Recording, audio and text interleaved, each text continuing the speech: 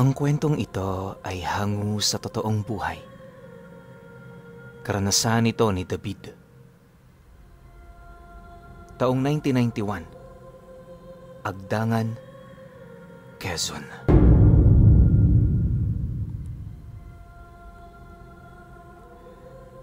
Itong mga panahong ito, nasa edad 20 anyos pa lamang itong si David. Matagal na silang naninirahan sa isa sa mga baryo ng Agdangan na siya namang halos kinagisna na talaga nila. Dahil sa binatilyo pa noon si David, hindi niya maipagkakailang. Araw-araw nagkakayayaan sila noon ng mga kabarkada niya. Ang palagi nilang tambayan noon ay yung sinihan sa gilid lang ng plaza. Ayon sa kanya, malaki ang sinihan na yon. 50 sentimo ang bayad kada isang palabas, kaya tuwing umaga, nagpapasuhol siya sa mga magulang niya para makanood. Hindi naman siya pinagdadamutan ng kanyang mga magulang dahil imbis na magbisyo o kung ano ang gawin niya sa buhay, mas mainam na sa sinihan siya nagpapalipas ng oras. Dahil sa ganoong sitwasyon, kaya nakaugalian na ni David na gawing tambayan ang sinihan. Minsan kompleto silang magtotropa, pero kadalasan mag-isa lang siyang nanonood. Gayunpaman sa kabila nito, hindi naman siya nabuburyong o kung ano. Bukod kasi sa marami ang nakikinood, may mangilan-ngilan din siya doong mga kakilala na nakakausap niya pagkatapos ng palabas. Nga pala, hindi ito yung tipikal na sinihan na alam ninyo ha. Isa lang itong malaking bahay na nilagyan ng mga upuan sa loob. Sarado lang ang bintana, tapos yung mga siwang tinakpa ng may-ari upang walang makasilip sa ipinapalabas nila. Kagaya ng mga malalaking sinihan, napakadilim din sa loob nito.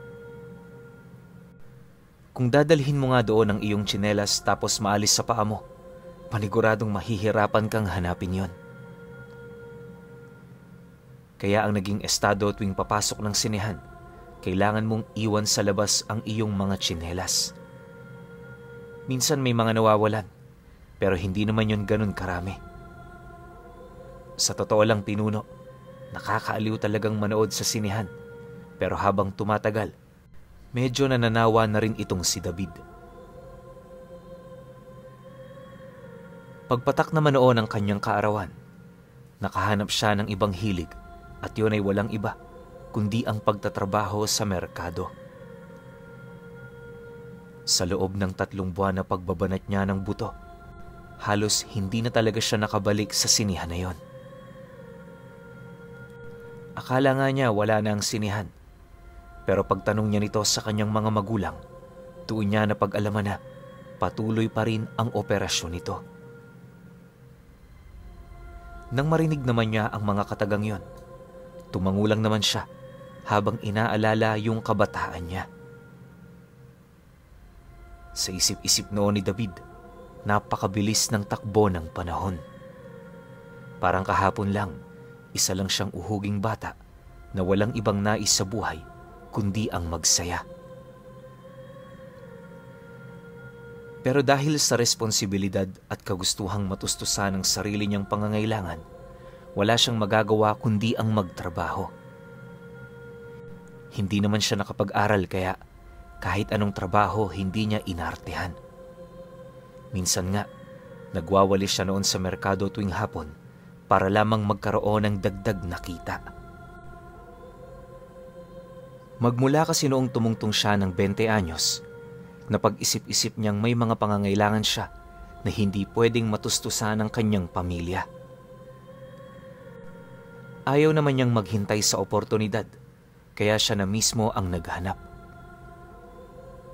Ani nga noon ni David na habang unti-unti kang namumulat sa realidad, dahan-dahan ding nauubos ang mga kaibigan mong minsang naging malapit sa'yo. Hindi ka naman nagbago. Nag-iba lang ang pananaw mo. Sa paglipas pa ng mga buwan, mas lalong naging malupit sa kanya ang tadhana. Sa sobrang paghahabol niya noon sa pera, halos wala na siyang naging panahon para sa sarili niya. Ang mas ipinagtataka pa noon ni David ay yung pakiramdam na kahit anong sipag niya, kapos pa rin yung kinikita niya. Yung tipong lahat ng kanyang pinaghirapan napupunta lang sa gastusin. Hindi na nga siya noon nakakapagtabi sa kadahilan ng kapag sumusweldo siya, animoy nagpipila-pila yung mga hinihingi ng kanyang mga kapatid at yung mga gastusin nila sa bahay. Di naman siya pwedeng hindi magbigay, lalo pat alam niyang kapag ginawa niya ito, siya na naman ang magiging masama. Dahil sa pangyayaring yon, nagpasya siyang kausapin ng tatay niya ukol sa bagay na yon. Ilang araw din niyang pinag-isipan kung ilalabas ba niya ang kanyang hinaing o sasarilinin niya na lang hanggang sa napagpasyahan niyang ibahagi yon sa kanyang magulang. Isang hapon, pag-uwi ni David sa kanila, nadatnan niya yung tatay niya na nasa labas ng bahay nila. Wala itong kasama at sa dungis nito, alam niyang galing din yung trabaho. Pagtitigan naman nilang dalawa, agad naman niya yung nilapitan para kausapin ng pribado. Tay, magandang hapon ho. May pakay ho sana ako sa inyo eh. Pwede ba kitang makausap kahit sandali lang? Bungad na wika ni David sa kanyang ama. Nang marinig naman ito ang kanyang sinabi, agad naman siya nitong pinaupo sa tabi nito para pakinggan. Sa kasagsagan naman ng kanilang pag-uusap, walang pag-aatubili naman niyang inilahad ang tungkol sa mga bagay na matagal nang bumabagabag sa kanyang isipan. Pagtatapat pa niya na, wala siyang ibang gustong malaman kundi ang kasagutan ukol dito. Napag-isip-isip niya kasi na kahit anong gawin niya, hindi talaga siya makakawala pa mula sa pagkakasadlak sa kahirapan. Nabanggit din ni David kung gaano na siya kapagod sa buhay, subalit lahat ng iyon pinipili niyang kayanin alang-alang sa kanyang mga pangarap na hinahangad niyang matupad.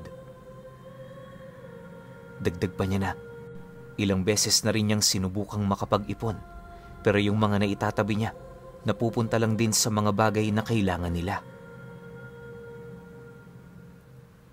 Nang marinig naman yon ng kanyang ama, napabuntong hininga lang naman ito habang sumasagot sa kanya ng, "Ganyan talaga ang buhay, anak. Alam mo kaya ka nahihirapan. Masyado kang tumitingin sa iyong hinaharap na hindi mo naman alam kung naroon ka ba. Para maging magaan sa iyong lahat, isipin mo na lang na manlalakbay ka sa mundong ito. Nakarating kang walang kahit na ano, aalis kang wala ring dala kahit yang katawan mo. Mabuhay ka lang ng masaya sa araw-araw, hindi na yun mababayaran ng kahit na ano."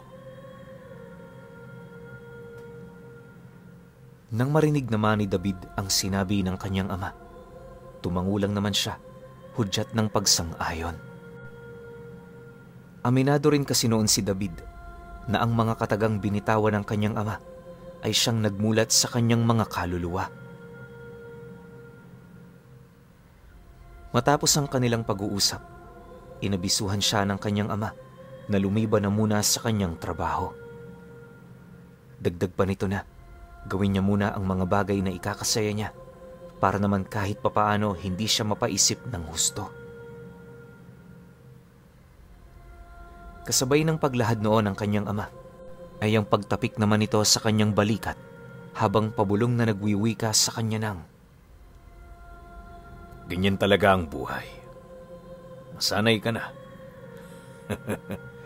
Tingin mo, ikaw lang ang may ganyang pinagdadaanan, anak. Marami tayo sa ganyang sitwasyon.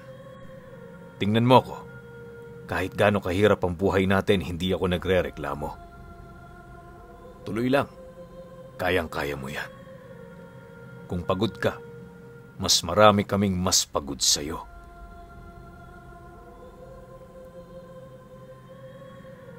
Matapos naman itong makapagwika, agad naman siyang pumasok sa loob ng bahay nila.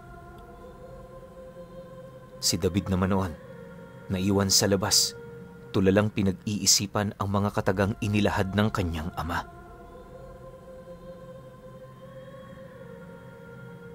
Pagpatak naman ng gabi, nang mabalitaan niyang may palabas sa sinihan, agad naman siyang nagpaalam para manood.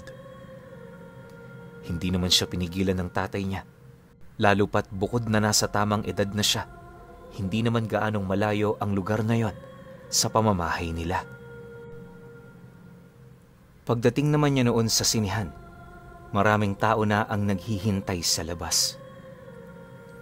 Papatapos na kasi ang naunang palabas, kaya yung mga taong naghihintay, halos hindi na mapakali na pumasok.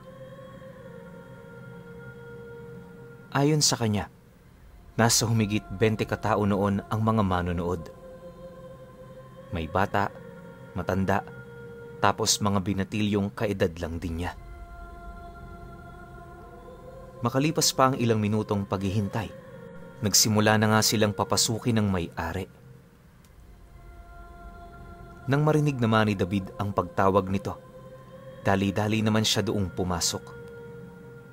Pagsilay naman niya sa loob, wala siyang ibang nakikita kundi yung sinaunang telebisyon na may ipinapalabas na kung ano. Pag-upo naman niya sa upuang malapit dito, halos wala naman siyang kaide-ideya kung sino ang katabi niya. Ganun kasi sa sinihan noon kapag gabi, talagang hindi mo makikita yung mukha nung katabi mo. Kalahating oras pa ang lumipas nang mapuno na ang sinihan. Minaniobra na ng may-ari ang palabas na kanina pa nilang hinihintay. Pagsimula naman ito, lahat ng mga manonood tahimik nang nagmamasid at nakikinig. Sikat na sikat kasi noon sa kanila ang mga maaksyong pelikula, kagaya ng San Basilio at iba pa. Alam ko yung mga matatandang nakikinig dyan, alam na alam ang palabas na ito. Sa pagpapatuloy ng kanilang panonood, nanatili pa ring tahimik ang lahat. Bawat isa maiging nakikinig ukol sa mga nangyayari sa pelikula. Akala nga noon ni David, magiging masaya ang gabi niyang yon. Pero nang nangangalahati na yung pinapanood nila, may napansin siyang kakaiba sa unahang bahagi ng upuan niya. Bagaman hindi niya yon maaninag ng husto, nasisiguro niyang may dalawang matandang nakaupo sa unahan. Sa unang tingin, aakalain mong wala yung ginagawa. Pero pagtitig ni David sa mga ito, kitang-kita niya ang unti-unting paghaba ng dila ng dalawa. Yung mga kamay din itong nasa malapit sa kanya, panayang paggalaw na parabang meron itong hinahanap. Hindi naglaon, napadpad ang mga kamay nito sa kinaroroonan ng isang bata na nasa tabi lang nung dalawa. Walang sabi-sabi, iniunday nito ang kanilang kamay sa tiyan nito, sabay unat ng mahaba nilang dila na parabang nilalawayan nila yung bata. Pagsilay niya sa ginagawa nito, agad naman niya yung tinawag, pero pagbaling ng paningin sa kanya ng matanda, una niyang nakita ay yung mga dumudugo nitong mata. Dahil sa pangyayaring yon, agad naman siyang binalot ng takot sa katawan, dahilan para hindi na siya makapagsalita pa. Yung tuwa na kanyang nararamdaman buhat sa pinapanood nila, unti-unti nang napapalitan ng pangamba. Makalipas pa ang ilang minuto, nang medyo masanay na ang kanyang mga mata sa dilim, doon niya nasaksihan kung papaano pagapangin ng mga nilalang na yon ang dugo ng bata sa kanilang mga dila. Hindi niya mawari kung papaano yon nangyari, pero ni isang patak ng dugo, walang tumulo habang binabaybay nito ang halos humigit 10 pulgadang dila ng dalawang matanda. Tumagal din ng 3 minuto ang pagsipsip ng dalawang yon bago nito tuluyang tantanan ang tagiliran ng walang kamuwang-muwang na bata. Matapos ang pangyayaring yon, unti-unti na ring bumalik sa normal ang itsura nito. Pagbaling naman ng isang matanda sa kinaroroonan niya, ngumisi lang naman ito habang nagwiwika sa kanya ng, "Shhh! Wala kang nakita. Sige na, manood ka lang." Kasabay ng pagwika nito ay ang dahan-dahan naman itong pagtayo. Hindi na pinatapos ng dalawa ang palabas na para bang wala na silang interes na manood pa. Si David naman noon, nagpatuloy lang sa panunood pero yung isip niya lumilipad na. Halos hindi nga niya noon maintindihan ang mga nangyayari dahil yung palaging nasa isip niya ay yung kalagayan ng bata. Nung matapos na yung palabas, minabuti naman niyang hintayin sa labas yung kalunos-lunos na bata na napagdiskitahan ng dalawa. Di man niya nakita ang mukha nito. Tandang-tanda naman niya ang suot ng bata, kaya nung nasipat niya ito, walang pagdadalawang isip niya itong tinawag. Nagsimula ang usapan nila sa pagtatanong niya sa matandang kapatid nito hanggang sa dahan-dahan niya yung tinanong kung may nararamdaman ba itong kakaiba sa katawan. Nang marinig naman ng bata ang kanyang sinabi, napahawak lang naman yon sa kanyang tagiliran na para bang may iniinda yun doong sakit. Pagsilay naman ni David sa ginawa nito, agad naman niya itong inutusang itaas ang damit nito hanggang sa makita na nga nila yung kulay lilang pantal na lumitaw sa balat nito. Wala naman yung doong sugat, kaya inakala ng bata baka pasalang yon sa kanilang paglalaro noong nagdaang hapon. Matapos naman itong makapagsalita, agad naman yung umalis, gawa ng masyado ng malalim noon ang gabi. Siya naman kahit alalang-alala ukol sa mga nangyari, pinili na rin niyang umuwi para makapagpahinga. Akala niya makakaligtas yung bata.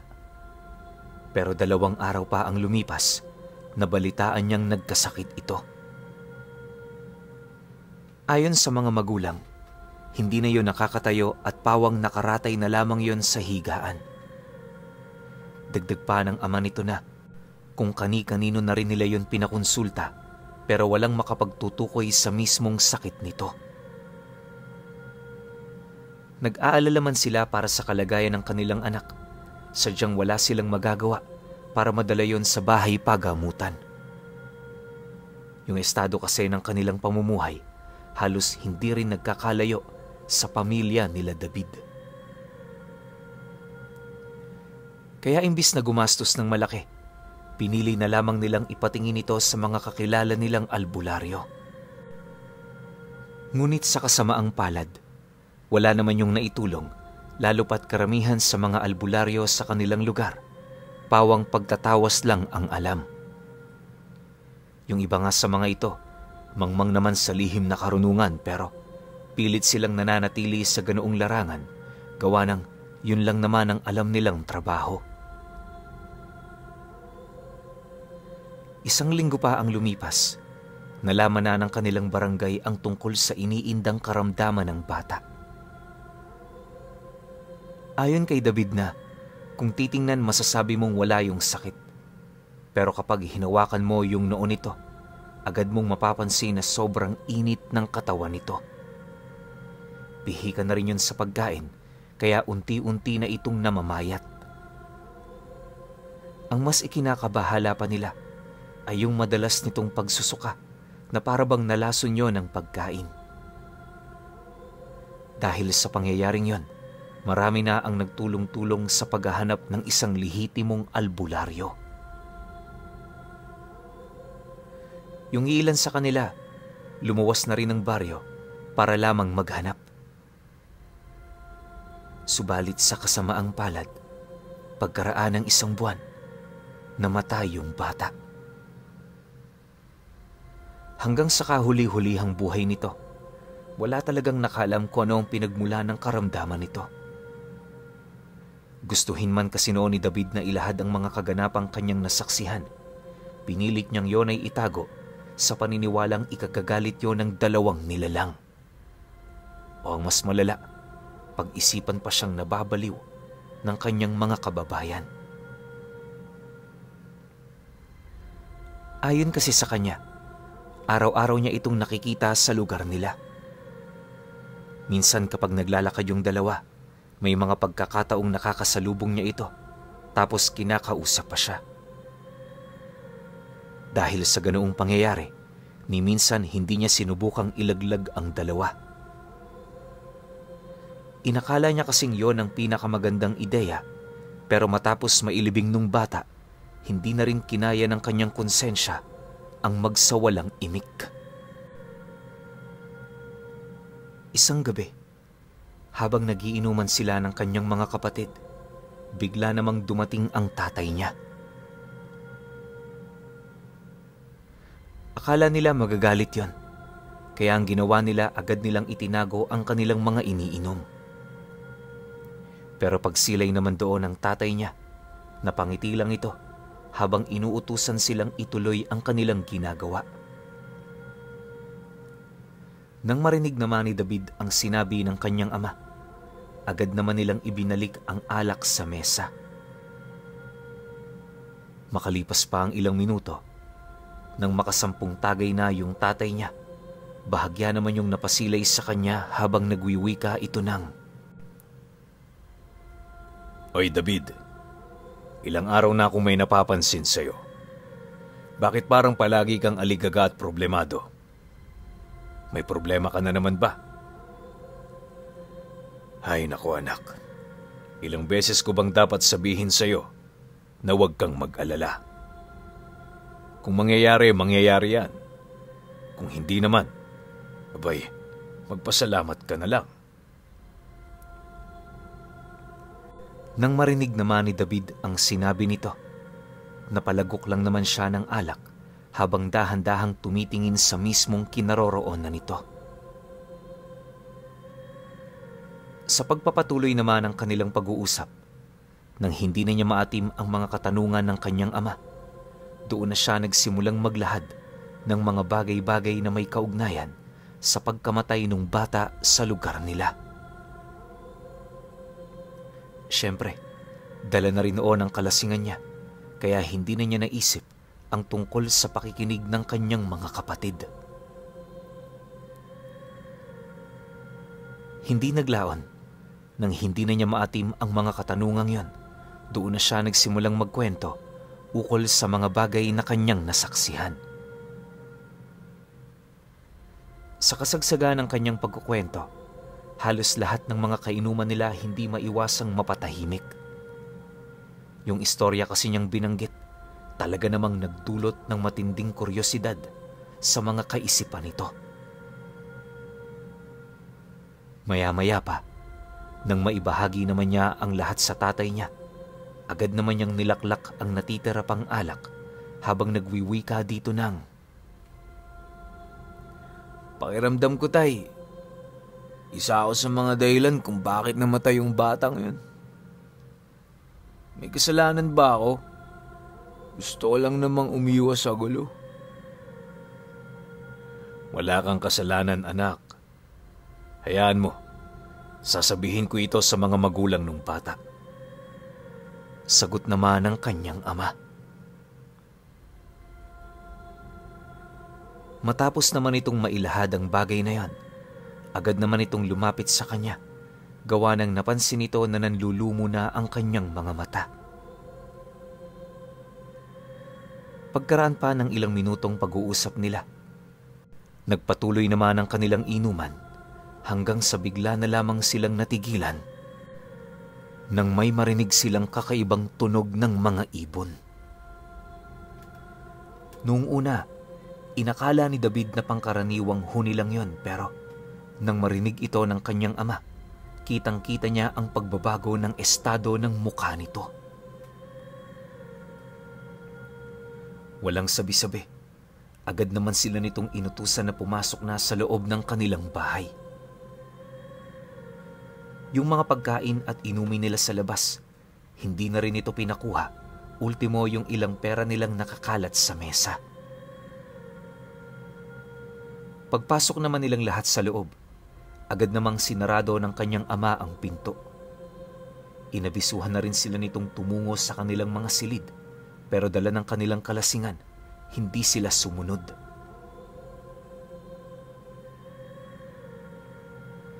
Nang mapansin naman yon ng kanyang ama, wala naman itong nagawa kundi hayaan sila.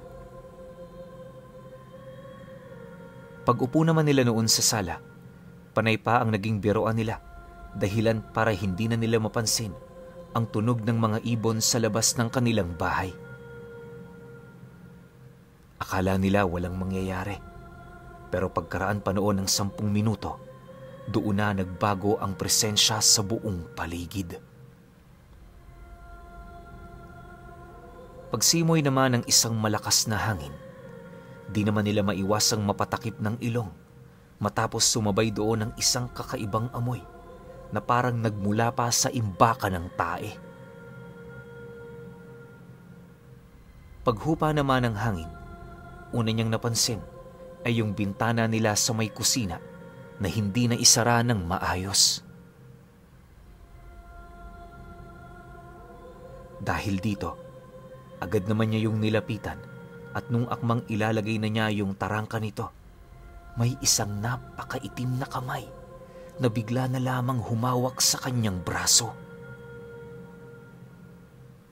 Sinubukan din itong hilahin siya papalabas. Mabuti na lang nakita siya ng tatay niya. Paghila naman ito sa kanya pabalik, mabilis namang naglaho ang nilalang na yon.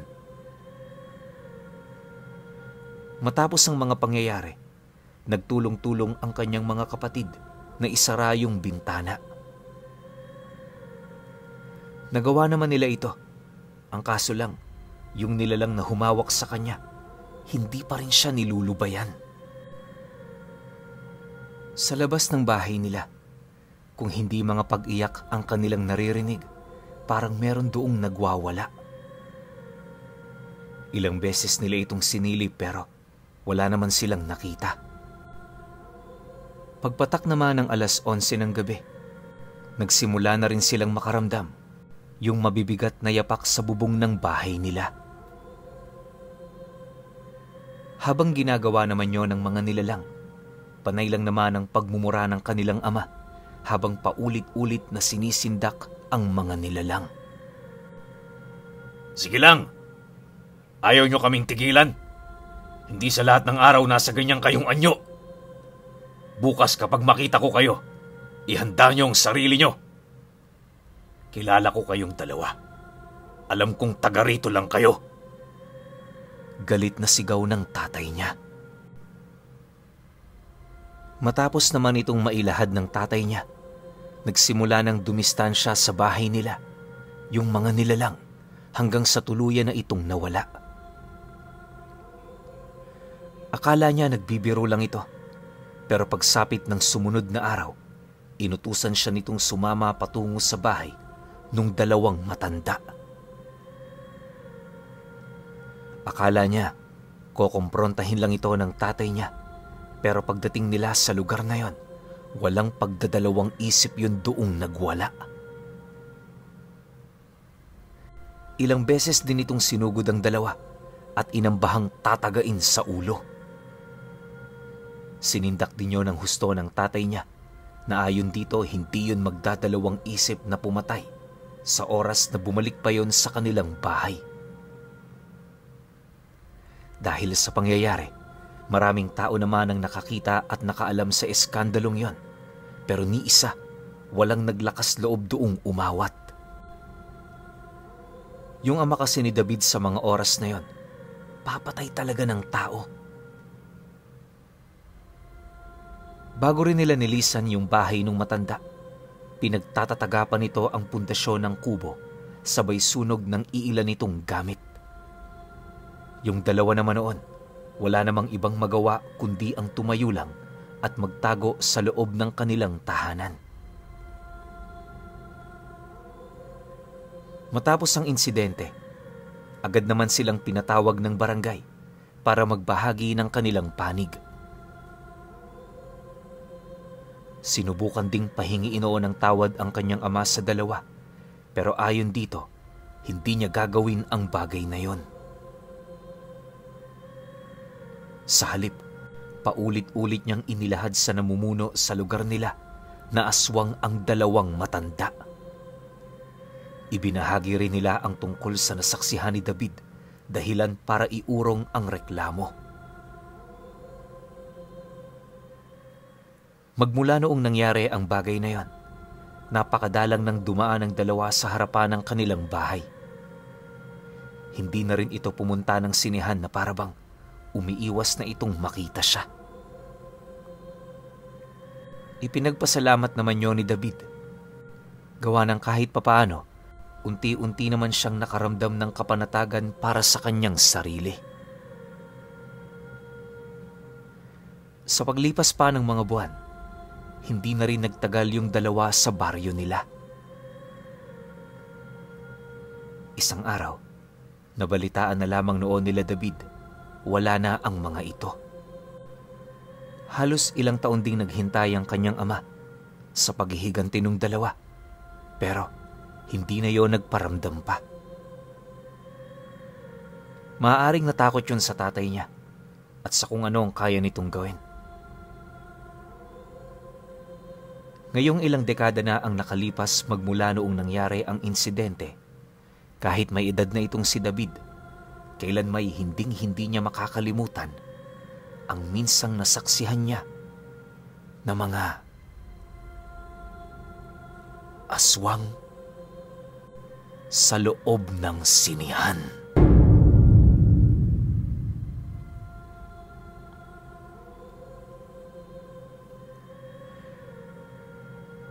Okay. Opinyon ko sa kwento. Alam nyo yung ganitong klase ng sinihan, inabot ko pa to eh. Di ko lang maalala kung taong 2005 or 2004. Doon naglalaro sa dalawang yun. Yung bakasyon ko yun sa Sirawai.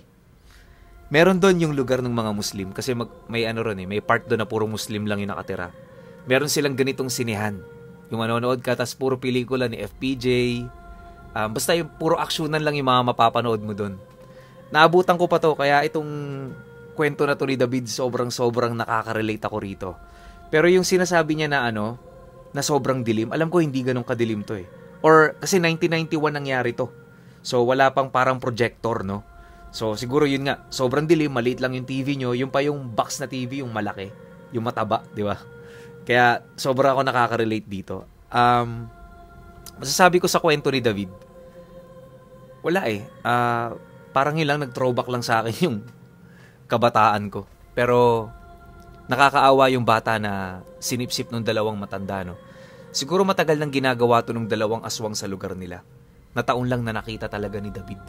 Tapos yun, pinagkalat. Di niya nga halos pinagkalat eh. Kasi nga, natatakot siya para sa sarili niya siguro, tsaka sa pamilya niya. Pero hindi niya alam, gangster pala yung tatay niya, no? Siguro kung maaga niyang sinabi yun eh, nasolusyonan yung sakit ng bata. Pero syempre, hindi natin masisisi si David. First time niya makakita ng ganun. Inisip niya na kapag di niya sinabi, maliligtas siya. Pero ending, para sa akin, meron ngang kinalaman si David sa pagkamatay ng bata. Kasi siya lang yung saksi. Tas natakot siya, di ba? Pero kayo, kung may opinyon kayo sa kwentong ito, comment nyo lang sa baba. Yun lang. Hanggang sa susunod na kwento. Salamat.